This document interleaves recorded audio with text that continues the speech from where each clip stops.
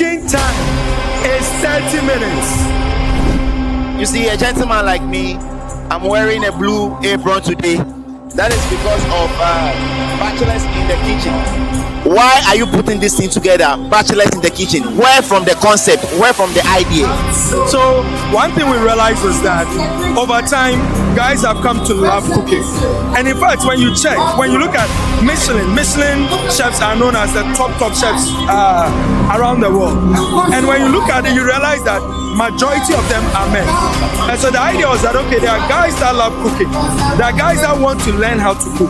How do we create a space or something for them so that they can also express themselves, do something, and show women actually which we feel do one. That's where it all came from. We've created a community around it, as you know, called Bachelors in the Kitchen.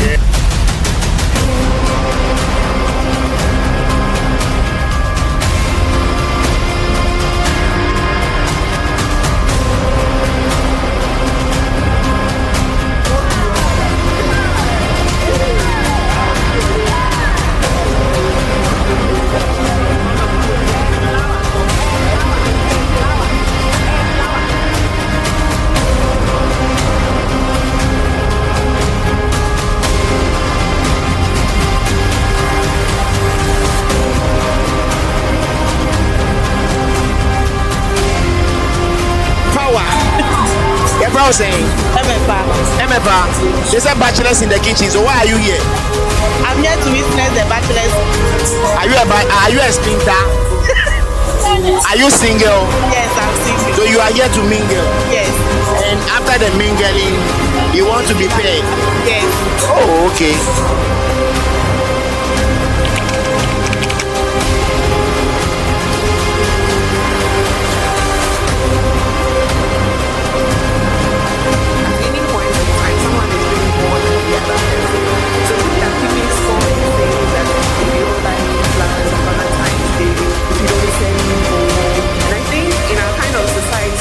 It's more the men who are expected to give material things, and the women are expected to nurture. So how are we measuring romance in this sense? Because a lot of the things that women give, you cannot quantify it. Applaud. So what do you do? A lot of the times, you people will say that because we are chasing you, we take you out for lunch. Was I hungry before you met me? I was eating. I was sitting by somewhere. You were chasing me and you're saying that you take me out for lunch. Now you take me out for lunch and you pay the bill. And you say that I have given you and I've taken you here. And what are you giving me? Was I hungry? In a relationship, even in marriage, you men are expecting to like receive. How many of you will sit down and say, I've taught his wife to buy something for my husband, or so even my boyfriend, or my girlfriend? In this sense, you people will never do that. No. In this sense, you are reducing romance to the material things that you get. We say you ladies, you love with conditions, and it's true. What conditions? A lot of the times, the things that people are worried about that women are gold diggers. What's gold? What gold are we coming to dig in the first place? Love more unconditionally than women do. Because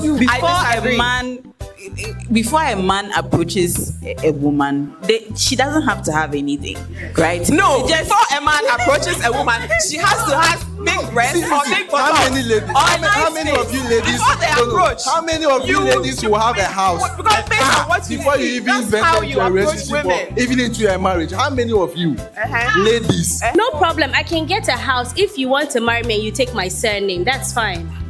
Oh, how?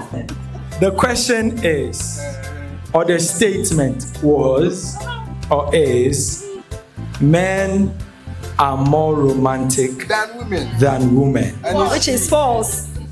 Now, if you're saying it is false or it is true, why do you say that? Now let's look at emotions. I'm in a relationship with you.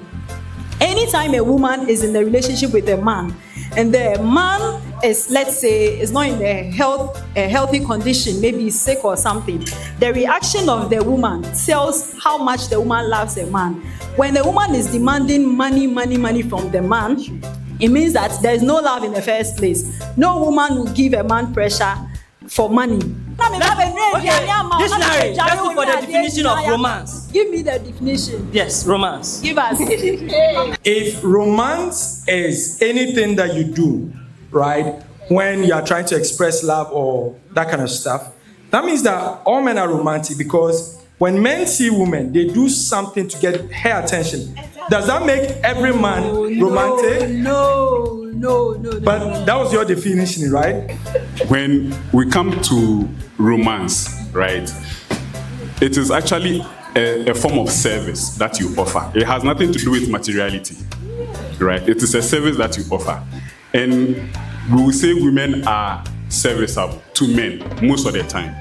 But men have a different way of service, which is protection and offering safety and comfort, right? Unconditional love doesn't really exist because of the unconditional.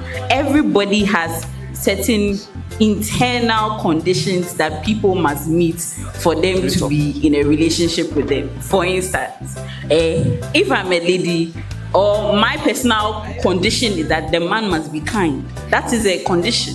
It is not unconditional. If he insults, he yells, he raises his hands and he hits me, I'm not going to be in a relationship with the person. So it's a condition. I love the person because of the absence of violence in females. But then for guys, a preference becomes a condition. If a guy prefers someone with more backside, it is a condition that their partner must meet.